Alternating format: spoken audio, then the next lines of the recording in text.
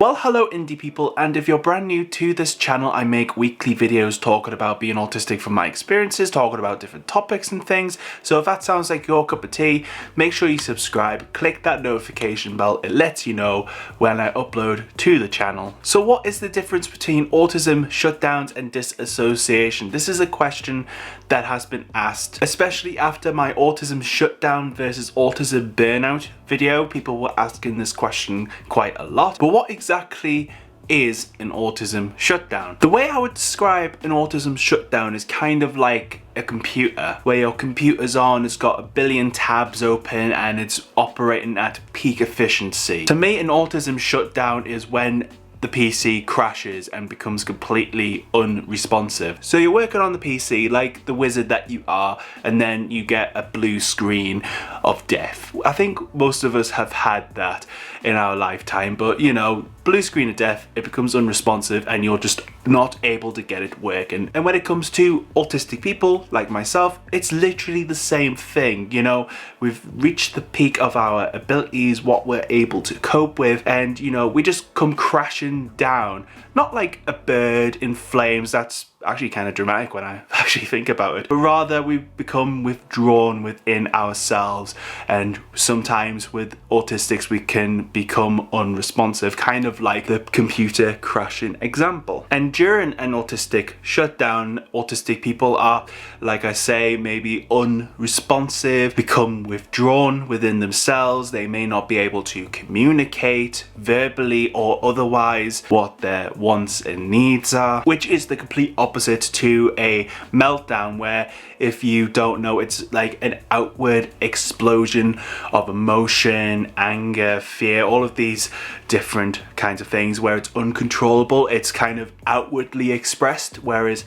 shutdowns are kind of internally expressed. But if we're comparing it to an autism meltdown, shutdowns are less obvious, and the signs of someone going into shutdown may be less obvious in comparison to someone who is going into a meltdown. With autism shutdowns, they can be induced or caused by stress, anxiety, pretty much similar to meltdowns, only the end result is different. Autism shutdowns and meltdowns effectively go along the same path. You know, someone builds in their anxiety and stress, reach the peak, that peak where they can't cope with things, and then either go into shutdown or meltdown. But just to be clear here, just because someone goes into a meltdown does not mean that they cannot go into a shutdown. You know, someone can go into a meltdown, you know, outward expression, emotion, bursting out, tears, all of that sort of stuff, and then they can go into a shutdown where they become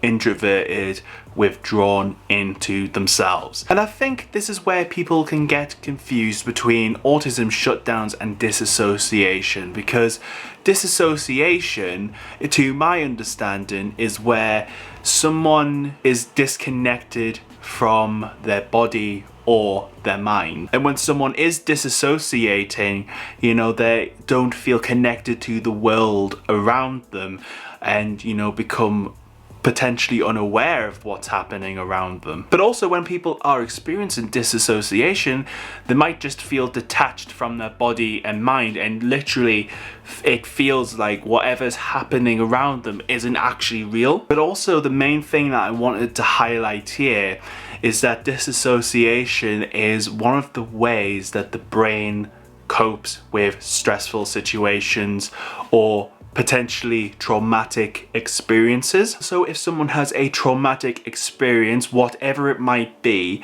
you know, they may begin to disassociate and potentially develop things like DID, things like that, but I don't have any experience in DID, so that's where I'm going to link some resources down below, and you know, you can go check them out and learn a little bit more about DID, because I'm not the best person to talk about it. But if anyone out there does experience DID or dissociation, I would like to know your thoughts and experiences on dissociation, you know, down below in the comments, because I don't know, it gives me a better understanding of what you guys experience. But to be honest, for me, when it comes to autistic shutdowns and dissociation, I feel they are different, but you know, they are kind of similar. I can understand where people are coming from, in the sense that with dissociation you do feel like you know, the world around you isn't necessarily real, or, you know, you just feel like your body and soul are, you know, out of your body, if that makes sense.